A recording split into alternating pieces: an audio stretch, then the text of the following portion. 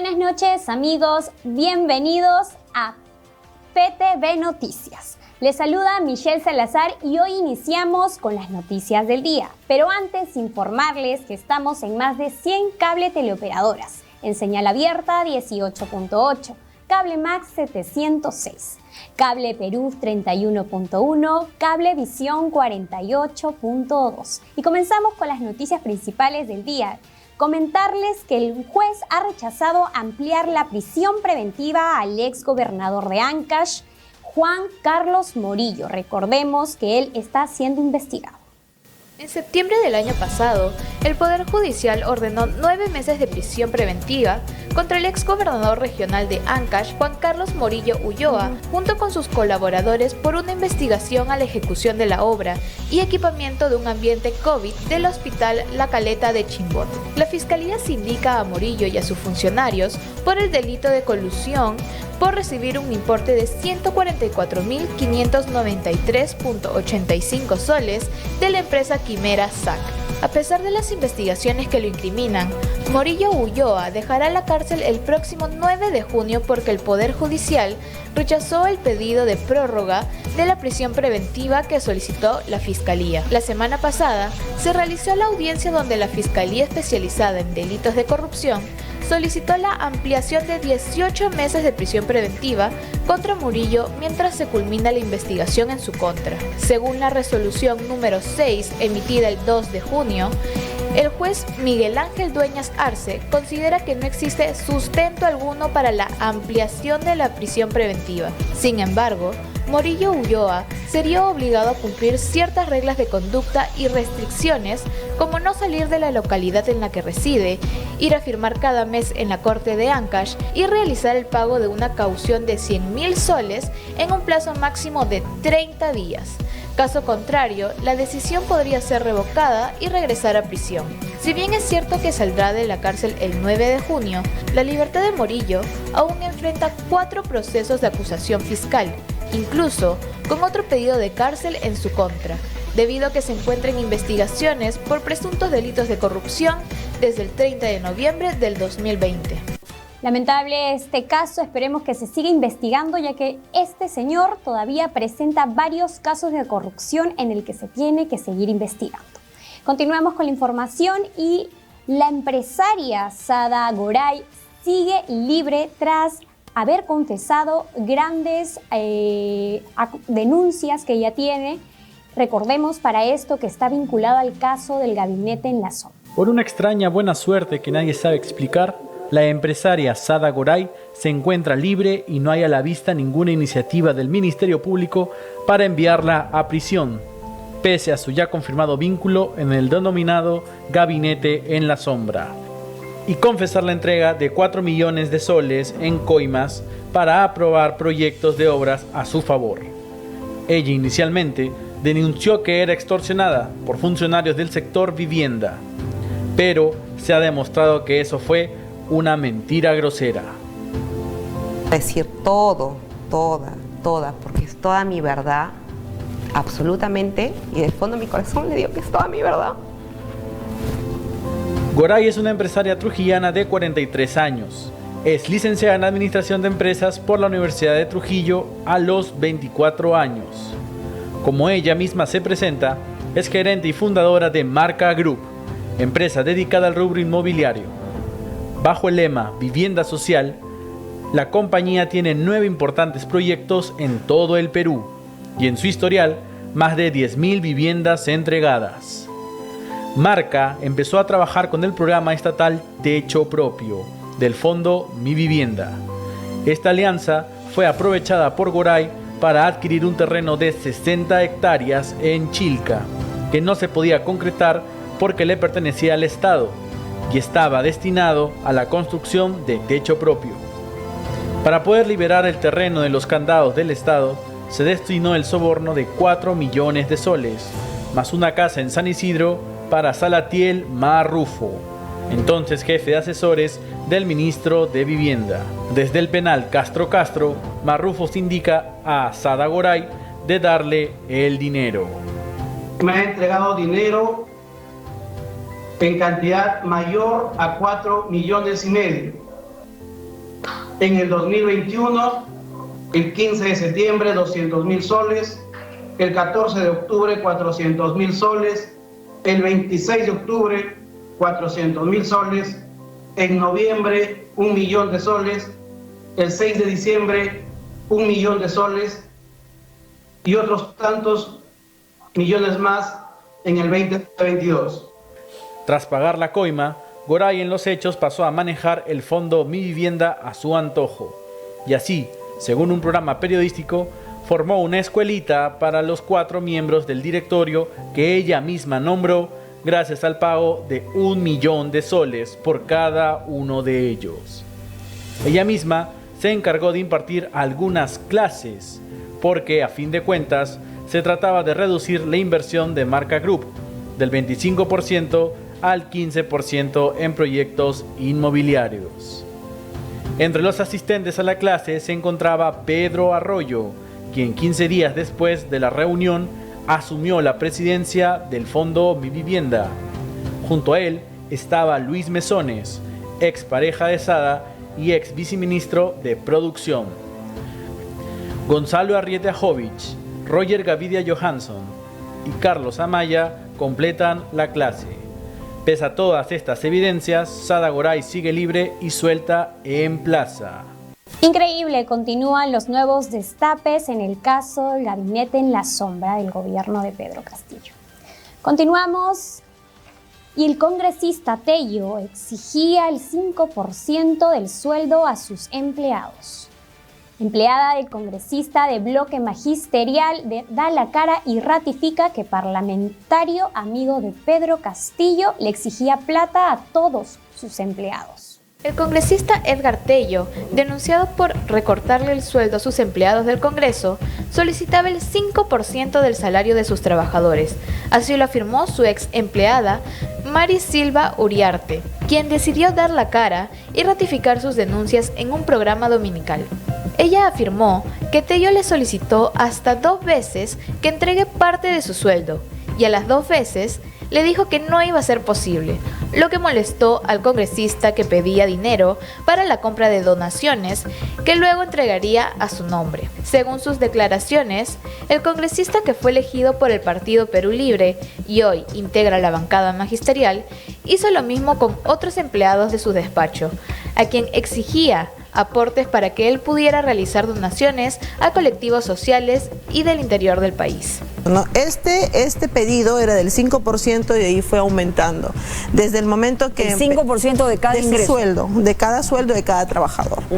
Y a mí se me dijo inclusive en un momento, 2 veces. Yo dije así tajantemente no. Y de ahí inclusive... ¿Quién le dijo? ¿Directamente el congresista? En algún momento el congresista lo dijo sí y después tenía un personal... ¿Qué le dijo exactamente?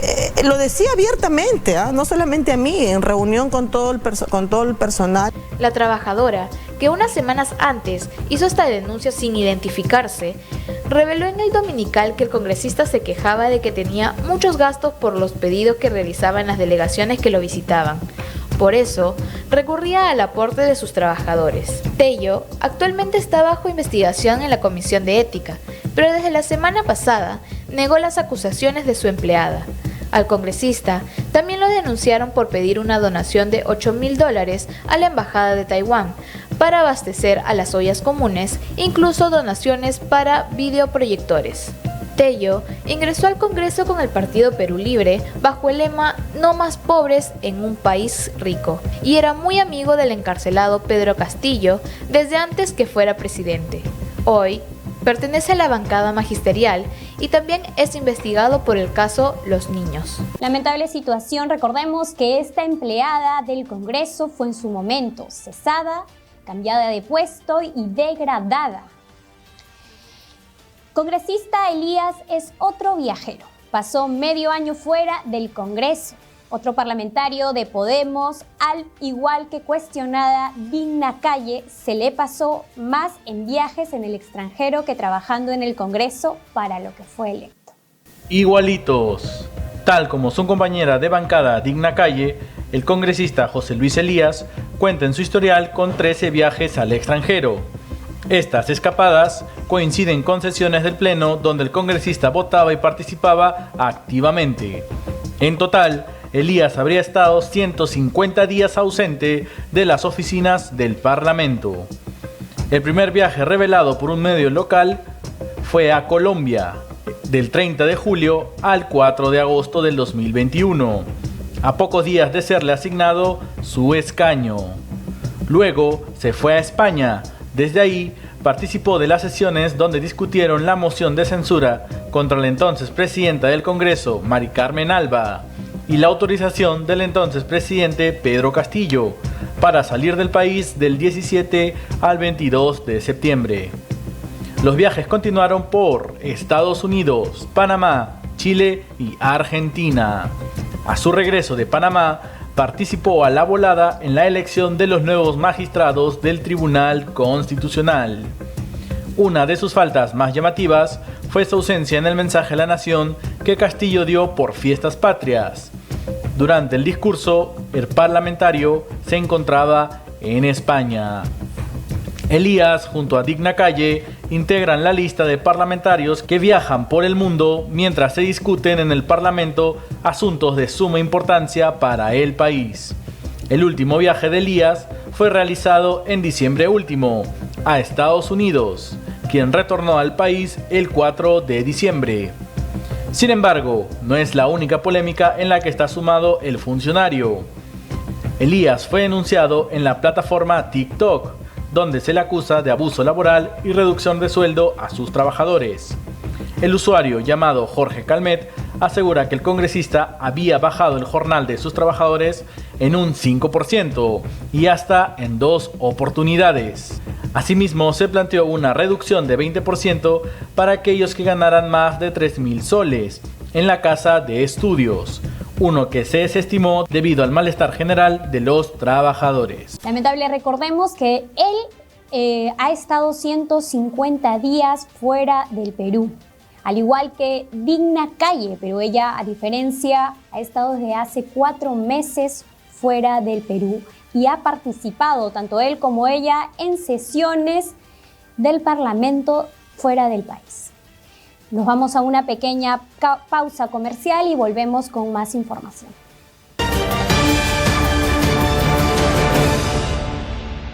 Y volvemos con más información. Comentarles que en el programa lachinapolo.pe hemos investigado el caso de la ex fiscal Nancy Moreno y su esposo Ismael Víctor García Rivera. Él ha sido exfuncionario del proyecto especial de Chinecas. Los dos están siendo investigados por lavado de activos. ¡Acción! Chinecas, tarea cumplida. Luego de 28 meses de investigación al exgobernador de Ancash, Juan Carlos Morillo Ulloa, al entonces fiscal superior anticorrupción del Santa, Nancy Moreno Rivera, y su esposo y exfuncionario del proyecto especial Chinecas, Ismael Víctor García Rivera. La fiscal provincial Giovanna Mori García decidió formalizar la investigación preparatoria ante el Poder Judicial contra los investigados, quienes serían responsables del delito de lavado de activos. La resolución fue emitida el 7 de marzo por la titular del cuarto despacho de la primera Fiscalía Especializada en Lavado de Activos, quien también comprendió en las investigaciones a los exfuncionarios del proyecto especial Chinecas. El caso 01-2022, que corresponde a Ismael Víctor García Rivero y otros, ha pasado a la etapa de investigación preparatoria, según la resolución 09, que fue emitida el 7 de marzo de este año, señaló una fuente del Ministerio Público al programa de la China Polo. La fiscal Mori García explicó en su resolución que el delito fuente serían los fondos ilícitos que obtuvieron como servidores públicos, aprovechándose de su condición privilegiada en el proyecto especial Chinecas y el Ministerio Público, desde donde se habrían cometido actos ilícitos. Es importante recordar que el 18 de septiembre del 2020, la fiscal Giovanna Mori inició investigación preliminar contra la entonces fiscal superior anticorrupción del Santa, Nancy Moreno, quien fue notificada del inicio de esta indagación el 7 de noviembre de ese año. La respuesta de la entonces coordinadora de la Fiscalía Anticorrupción del Distrito Fiscal del Santa fue negar los hechos que le responsabilizaba a la fiscal Giovanna Mori García. En un comunicado emitido por Nancy Moreno, señala que ha decidido transparentar su vida personal en salvaguardar de honor y la impecable trayectoria profesional que ha desempeñado en el Ministerio Público, y ha pedido a las autoridades que le investigan que se levante su secreto bancario y de las comunicaciones. Respecto a la investigación preliminar que se me ha abierto por el supuesto delito de lavado de activos ante la Fiscalía Supraprovincial de Lavado de Activos de Lima, pese a no estar conforme con los hechos en materia de imputación por ser falsos en todo su contenido, soy respetuosa de la labor fiscal y a la policía, se lee en su comunicado emitido el 28 de noviembre del 2020. Un año después de iniciadas las investigaciones, Nancy Moreno decidió renunciar al cargo de fiscal superior especializada en delitos de corrupción de funcionarios del Santa. Mediante resolución del 30 de diciembre del 2021, la fiscal de la Nación, Zoraida Ábalos, aceptó la renuncia de la magistrada y le dio las gracias por los servicios prestados en el Ministerio Público. En el documento fiscal, al que accedió el programa de la China Polo, hace referencia a un informe que formuló un equipo de inteligencia de la Dirección de Lavado de Activos, en el que se describen hechos hasta ahora desconocidos, porque la investigación fue declarada secreta. Esta información ha sido desclasificada 2 años después para ser remitida al Poder Judicial y formalizar la investigación preparatoria. Según la policía, la organización criminal estaría liderada por el exgerente de obras del proyecto especial Chinecas, Ismael Víctor García Rivero, quien tendría la protección y el blindaje legal de su esposa, la entonces fiscal superior coordinadora de las Fiscalías Anticorrupción del Distrito Fiscal del Santa, Nancy Moreno Rivera. García lideraría la organización criminal Los Mafiosos de Chimbote. El detonante para el inicio de esta investigación se dio luego de que distintos medios de comunicación informaron sobre la obra del canal de regadío, promovido por el proyecto especial Chinecas, que comprende 11 kilómetros de construcción del ducto que uniría San Bartolo con el Santa. Le fue adjudicado al consorcio San Bartolo en 17 millones de soles y terminó siendo liquidado en 36 millones. En esta operación de adjudicación y recepción de las obras estuvieron involucrados los funcionarios del proyecto Chinecas, entre ellos Ismael García. En las indagaciones preliminares, la policía descubrió que la pareja de esposos, Ismael García Rivera y la entonces fiscal superior Nancy Moreno, adquirieron 2 lujosos inmuebles en la urbanización La Alborada en Huaraz y en la exclusiva urbanización El Sol de la Molina en Lima. Ambas propiedades están valorizadas en varios cientos miles de dólares, cuyos ingresos formales no les permitiría adquirir ambos inmuebles. Sobre los otros investigados, la Fiscalía ha encontrado inmuebles registrados a nombre de terceras personas que son parte de una investigación ampliatoria que realiza la policía de forma reservada, en vista que existe el interés de algunos magistrados de conocer los nombres de los sospechosos. Finalmente, la fuente fiscal advirtió que los magistrados que formaron parte del círculo de confianza de la ex fiscal Nancy Moreno han sido promovidos en sus cargos y estarían dificultando el trabajo que realiza de la policía a un personaje escurridizo, quien habría ocultado las fortunas obtenidas de forma ilegal por los ex gobernadores regionales de Ancash, Juan Carlos Morillo y Henry Borja.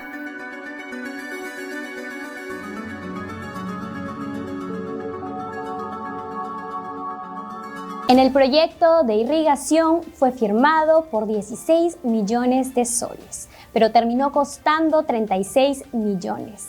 En este caso fueron involucrados el exgobernador Murillo y otros miembros del gobierno regional. Nos vamos a un pequeño corte comercial y volvemos con más noticias.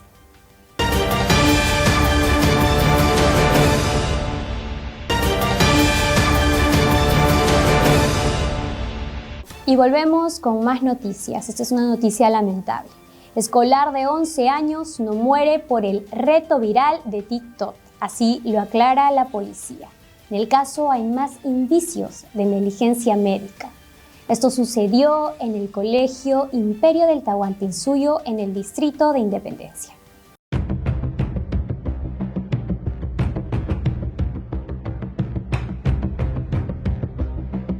No se habría tratado de ningún reto viral, como en un principio se indicó, sino de un mal cálculo en la dosis de benzodiazepina suministrada para tratar de contener las convulsiones de la escolar venezolana de 11 años, que fue evacuada de emergencia del Centro Educativo Imperio de Tahuantinsuyo, en el distrito de Independencia. Las recientes investigaciones de la Policía Nacional descartan que el estudiante haya fallecido por un reto de TikTok que involucra el consumo de clonazepam y benzodiazepina, pues se determinó que este medicamento le fue suministrado en la posta de salud de Tahuantinsuyo, donde se la atendió en primera instancia. La niña sufrió vómitos y convulsiones al volver a su salón, luego del recreo, por lo cual los profesores la llevaron de emergencia a la posta médica, a solo 6 cuadras del colegio. Allí se le aplicó diazepam por vía endovenosa, con la finalidad de detener las convulsiones que la menor presentaba, según el coronel PNP Víctor Reboredo. Una descompensación.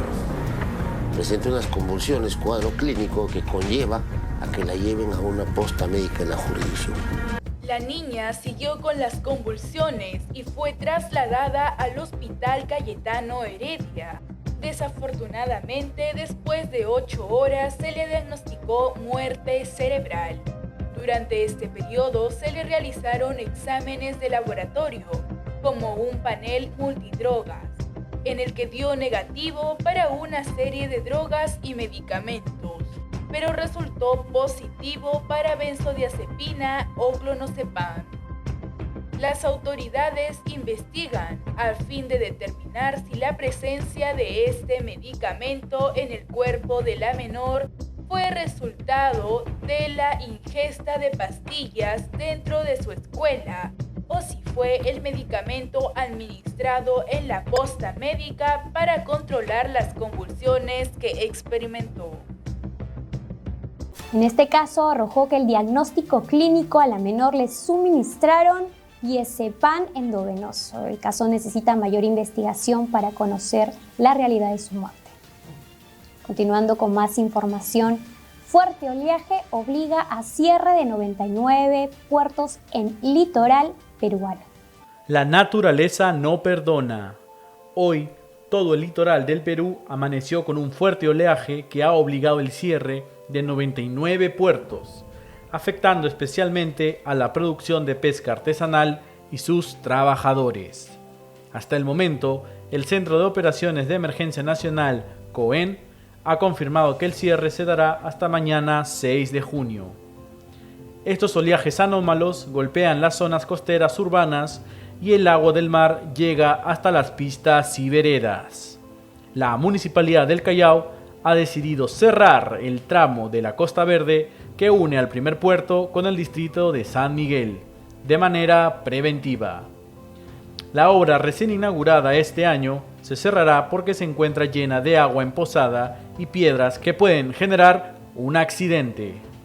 Los oleajes han detenido la actividad pesquera artesanal de importantes puertos del país, en Ica, Lima y Arequipa. Este retraso supone pérdidas para los pescadores, quienes aseguraron tener pescados para abastecer al público, aunque sea en menor cantidad a la acostumbrada. Asimismo, alertan sobre una leve subida de precios, sobre todo del bonito, que se vende normalmente a 10 soles el kilo. Este oleaje es normal en los meses de otoño e invierno, según el jefe de Oceanografía de la Marina de Guerra del Perú, Giacomo Morote. El funcionario aseguró que este se origina en Chile, por ello las regiones más afectadas se encuentran en el sur de nuestro país.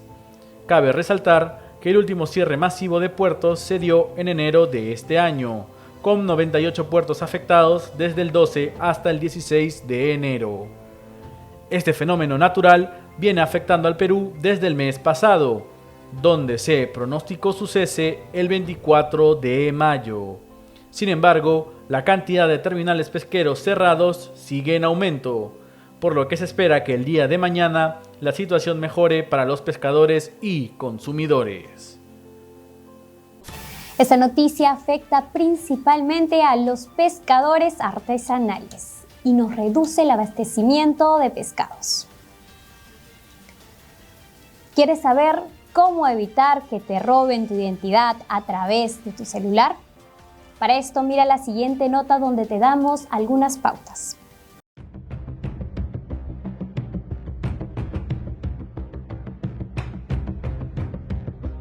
Una amenaza importante contra todos los usuarios de smartphones es el robo de identidad, y los ciberdelincuentes pueden utilizar técnicas de ingeniería social para obtener información personal como nombres, direcciones, números de teléfonos y números de seguro social. Esta información se utiliza luego para cometer fraudes, solicitar créditos o realizar transacciones fraudulentas en nombre de la víctima. Según la compañía de ciberseguridad Kaspersky, de noviembre del 2021 a noviembre del 2022 se registraron 6.394 intentos de ataque por día contra dispositivos Android en América Latina. A nivel global, crecieron las detecciones de ataques a través de WhatsApp 82% y Telegram 14%. Además, los ataques de ransomware también han evolucionado para afectar a los dispositivos móviles, ya que es un tipo de malware que cifra los archivos del dispositivo y exige un rescate para desbloquearlos. Los ciberdelincuentes pueden utilizar técnicas como el phishing por SMS o la descarga de aplicaciones falsas para infectar los smartphones con ransomware y así extorsionar a los propietarios. Los celulares necesitan el mismo mantenimiento que las PC, como las medidas preventivas al hacer clic en los enlaces desconocidos y hacer descargas poco confiables, porque los estafadores acechan cualquier brecha, dijo Fabio Azzolini, director del equipo de investigación y análisis de América Latina. Aquí te daremos algunas medidas de prevención que te pueden salvar de un fraude o estafa. Mantener el software del dispositivo actualizado para protegerse contra las vulnerabilidades conocidas. Descargar aplicaciones solo de fuentes confiables, como las tiendas oficiales de aplicaciones. Evitar hacer clic en enlaces sospechosos o descargar archivos adjuntos de correos electrónicos o mensajes de textos no solicitados. Utilizar contraseñas fuertes y activar la autenticación de 2 factores siempre que sea posible. Evitar conectarse a redes Wi-Fi públicas y utilizar una conexión VPN para proteger la información transmitida. Hay que tener en cuenta todas estas pautas explicadas para que no nos roben desde nuestros celulares. Nos vemos mañana en el mismo canal. Yo soy Michelle Salazar. Cuídense.